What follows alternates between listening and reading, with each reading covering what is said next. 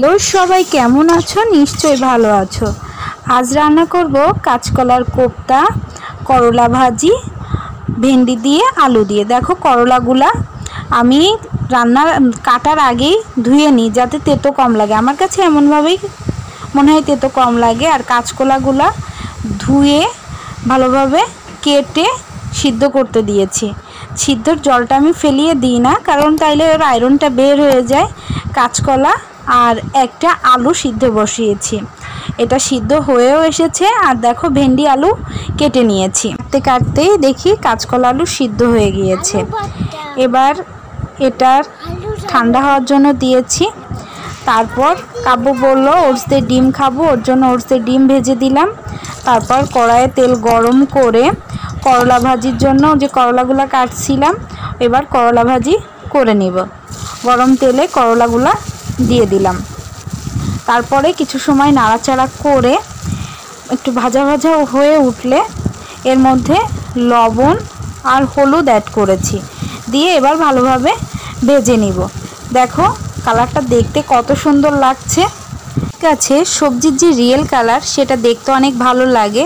অনেকে ঢাকনা দিয়ে রান্না করে, আমি সবজিটা ঢাকনা ছাড়াই রান্না করতে পছন্দ করি, কারণ কালারটা অনেক সুন্দর লাগে। এরপরে এতে লবণ হলুদ অ্যাড করে দিয়েছি। দেখো ভাজাটা প্রায় শেষের পথে। করলা ভাজি খেতে গরমের দিনে খুবই ভালো আর খুবই উপকারী শরীরের জন্য। সবারই উচিত করলা ভাজি খাওয়া। করলা ভাজিটি আমার হয়ে গেছে। এরপর আমি এই যে কাঁচকলা আলু সিদ্ধ করে রেখেছিলাম ওটার খোসা ছাড়িয়ে নিয়েছি। আর কড়াইয়ে তেল গরম করতে দিয়েছি। ভেন্ডি আর আলুর ঝালটা রান্না করে নেব। ভেন্ডি আর আলুটা ভাজতে দিয়ে দিলাম। কিছু সময় ভাজার পরে আমি সবজিটা একটু প্রথমে ভালোভাবে ভেজে নিই, তারপরে ওতে লবণ হলুদ এগুলা অ্যাড করি। সবজিটা ভালোভাবে আমার কাছে মনে হয় সবজিটা ভালোভাবে ভেজে নিলে তার স্বাদটা বেড়ে যায়।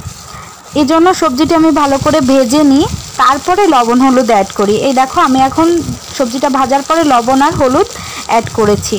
তারপরে এর মধ্যে অল্প একটু মশলা দিব, অল্প একটু সরিষা, আদা আর জিরা বাটা দিয়ে এটা ভালোভাবে নেড়ে চেড়ে মানে কষিয়ে এর মধ্যে অল্প একটু জল দিয়ে দিব। আর তারপরে দেখব ঝোলটা ফুটে উঠলে যে ঝোলের লবণ ঠিক আছে কিনা। যদি লবণ ঠিক না থাকে আমি এতে লবণ অ্যাড করব। আমি খুব বেশি মশলা দিয়ে রান্না করি না। আর আজ কটাই ভেন্ডি বাসায় ছিল, তাই ভাবলাম এই ভেন্ডি আর আলু ভেন্ডিগুলো কী করবো, এই জন্য ভেন্ডি আলু দিয়ে রান্না করলাম। মজাই লাগেছে খেতে। তোমরা এভাবে ট্রাই করে দেখো, তোমাদের কেমন লাগলো তোমরা অবশ্যই জানাবে। প্রতিদিন একরকমভাবে রাঁধতে মন চায় না, এজন্য এক একদিন এক একভাবে রান্না করার চেষ্টা করি। ভেন্ডি শুধু ঝাল খেয়েছি, আজ আলু দিয়ে প্রথমবার রান্না করলাম এভাবে। আর কাঁচকলা কোপ্তা বানানোর জন্য কাঁচকলার মধ্যে আমি লবণ হলুদ জিরা গুঁড়া ধনিয়া গুঁড়া আর সামান্য কর্নফ্লাওয়ার দিয়ে কোপ্তাটা রেডি করে নিয়েছি। দেখো কোপ্তাগুলা তেলে ভাজতেও দিয়ে দিয়েছি, একটু হালকা করে ভাজতে হবে। ভাজা প্রায় শেষের দিকে। এর মধ্যে আমি আবার একটু মশলা করে নিয়েছি, জিরা আদা ধনিয়া মশলা করে যে তেলে কোপ্তাগুলো ভেজেছি ওই তেলেই মশলাটুকু দিয়ে ভালোভাবে কষিয়ে নিয়েছি। তারপর ওতে একটু মিষ্টি অ্যাড করেছি। ভালোভাবে কষানো হয়ে গেলে অল্প জল দিয়ে দিয়েছি ঝোলের জন্য। ঝোলটা ফুটে উঠলে ওর মধ্যে কোপ্তাগুলো ছেড়ে দিয়েছি। কোপ্তাগুলো ফুলে একদম বলের মতো হয়ে যাচ্ছে। দুই একটা কোপ্তা ভাজা আজ একটু কড়া হয়ে গিয়েছে, তারপরেও নিজেরা খাবো তো।